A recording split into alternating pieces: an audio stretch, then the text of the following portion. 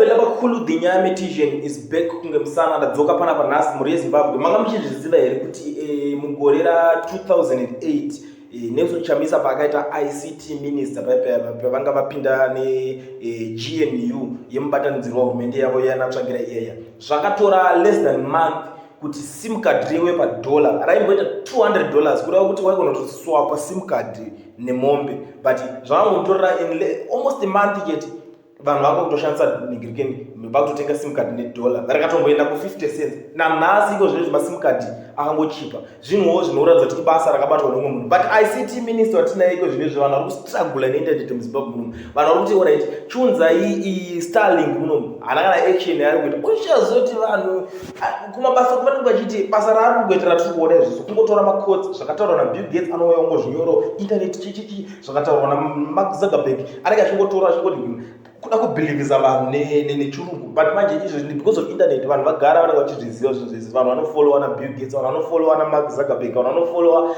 vese vamunofungidzira vanenge vachivafollowa the way yaanongofollowa iye. But chaari kunzi iye ka chiunzwo Starlink muZimbabwe zviri kumuremera because data riri kunetsa. Network yacho chaiyo vanhu havasi kucomplaina chete kungoti data riri kunetsa, but network yacho kuti zvinhu zvingoitawo fast ndo iri kutongonetsawo, but ari kunzi chigadzirisawo ipapo ndo pari kumuremera. Hamene kuti panoitwa sei kana kuti hamene kuti timu yake anenge anayo kana kuti angoriwo someone ari kungoshandiswa kungonzi kugara muofisi, but office ichishandiswa nevamwe vanhu because vanhu vacho vari kushandisa office munozviziva. Munhu akangobudikira achitamba kurali uku achiti ari kuzunza maningirikeni ake mazinhavo ake akangotamba kurali obva anopuwa apa ne$2000 USD pamusoro, but civil servant $79 mwedzi wese. Hamene kuti tiri kuenda kuofisi yenyika